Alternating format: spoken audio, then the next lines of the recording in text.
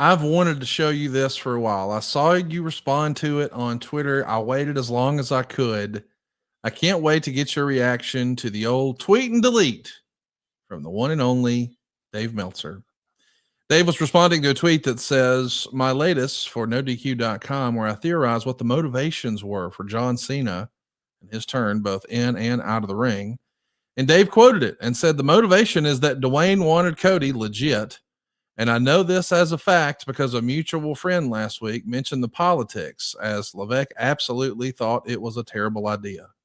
But in a fight with Dwayne, with Nick as arbiter, he loses every time. However, several convinced Cody to simply refuse.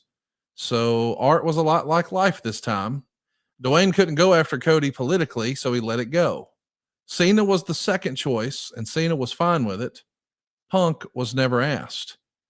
I find this interesting because it's rare that you see Dave peel back the curtain, if we're to believe this is true. I, for one, believe with every fiber of my being that Dave Meltzer is in regular communication with The Rock. I don't know if it's by DM or text, but you can just pay attention to Dave's reporting and know that that is a fact. What do you make of this tweet and delete, Eric?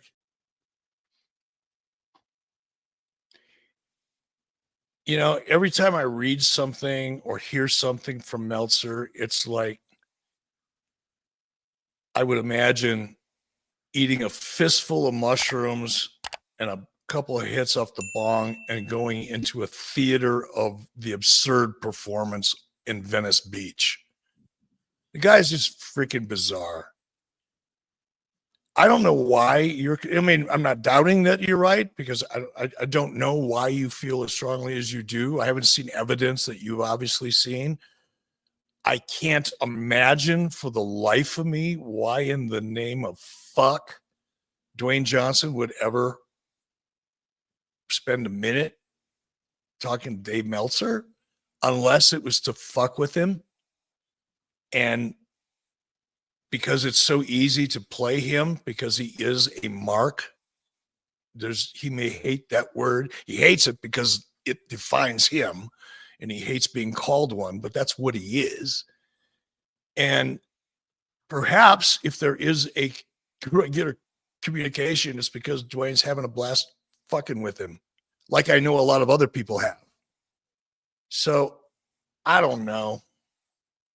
But it's like every time I read this stuff, it's like, oh my God, I got neural pathways that are inside of my head. You know, it's kind of like the little, like the tubing that goes from your brain and fires different, or the energy that goes from one part of your brain to the other part of your brain. It forms thought, right? That's just how you go through your day. Neural pathways, it just communicates everything. They're like telephone wires in your freaking head. Well, mine catch fire trying to figure out what this cat's about, other than he's a very insecure individual that is desperate to convince people that he knows things about the wrestling industry that he absolutely has zero clue of. He's very good at convincing people that know less than him that he knows things, because he is intelligent enough to read the trades and have conversations with people who like to chat about wrestling. And, you know, he can put together a sentence that sounds like somebody that knows a little bit about the wrestling business, not because he does, but because he knows how to sound like he does. That's how he's built his whole gimmick. So, yeah, he's a bizarre little fellow. It makes me wonder, though, what's the motivation to delete it? Was he oversharing and got his hand slapped? Did Rock go to him on Twitter? Here's my theory. Here's my theory. And I've said this before. If Dave has a contact, and I believe he probably does, it is low level. It is, as it has, not necessarily, I can't say I'm aware of an intern that was definitively communicating to Dave or anybody else like Dave, any other parasites out there. But I can't say I am aware of interns in the past who have been caught communicating things that they should not have communicated to people like Dave. It happens, especially with interns or people in, early management, positions that really haven't figured their shit out yet. And a lot of those people just have a need. They want information. They're new on this job. This is exciting for them. They've never worked in the entertainment business or the wrestling business. And man, I want to find out more. I want to know what's going on with my own company. And before you know it, these idiots are communicating to people like Dave. And then they find themselves caught because they communicated something that they probably were one of a small handful of people who could possibly have known. And when it gets out, it's not too hard to find out who did it. So my guess would be, if there's anything that makes any sense in this, it's that he was probably talking to some low-level intern-ish and had some kind of a relationship with him, trying to get information or give information, just like, Terry Taylor used to do, and a lot of other people used to do, by the way, not just Terry, Ric Flair, others, probably Hogan from time to time, because everybody they could use Dave. So they would establish relationships with Dave because they knew he was so easy. He's the definition of a useful fucking idiot. He's so easy to use because he so desperately wants to be recognized as somebody who's part of something that he's not. So he does dumb shit. And he sounds like, perhaps he got caught. Well, we asked the fans, everybody watching here, what do you guys think happened? Why did Meltzer delete the tweet? 50% think that Meltzer deleted because he was wrong and he got found out. 40% think he made it up, and 10% think that Rock made him delete it. Whatever it was, it is interesting to take a look at a tweet and delete.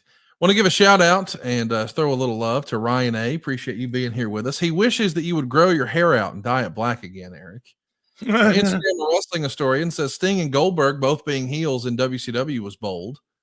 Ryan A. says, you mean a cliffhanger like when Warrior kidnapped Beefcake? Seven Deuce says, have Trump open Mania. You'll get heat and cheers. I don't think they're going to do that. Jay Reactions says, Eric, how would you tweak Cena's look? Would like Hogan traded in the red and yellow for the black and white. We've seen, I think Rock used to call it a dozen years ago, Fruity Pebbles, all the neon colors and the bright colors that John Cena would come to the ring with, and they just rotate those colors to sell the same shit on a different shirt. Roll Tide. What would you do differently? Without thinking about it for more than a minute or 30 seconds, I wouldn't gimmick him up. I mean, he'd be a t-shirt and jeans guy. He'd be more like Stone Cold Steve Austin. I mean, kind of nothing colorful, no glitter. Rock's got the Liberace thing going on. Let him have it. No more jorts, though, right? No more sneakers. No. Nothing that looks like what we're familiar with for the last 20 years. Yes. But nothing overly animated either. Like, just imagine this whole time, the person John Cena has conned the entire world, including Vince McMahon and everybody else, that he's really a good guy. And he's been playing everybody for 20 years. And now it's like, nah, no more. I'm going to show them the real John Cena. Let that John Cena be completely different from the character that we've come to know, but in an authentic, non-gimmicky way. Because the minute you gimmick him up even a little bit, first of all, he looks like he is a human gimmick. He looks like he was made in a machine. He's perfect as a physical specimen. So the more you dress him up, the more unauthentic it feels. Put him in jeans and a cutoff shirt. Just have him kicking everybody's ass until he gets. I can't wait to see, this new version of John Cena. I mean, I imagine we're going to have new music, new colors, new gear, new promo style. I don't know if this is true or not, but there's even been speculation online that we all know his fabulous work he did with Make-A-Wish, but supposedly WWE has trademarked Break-A-Wish, which would, I don't know, man. Wow.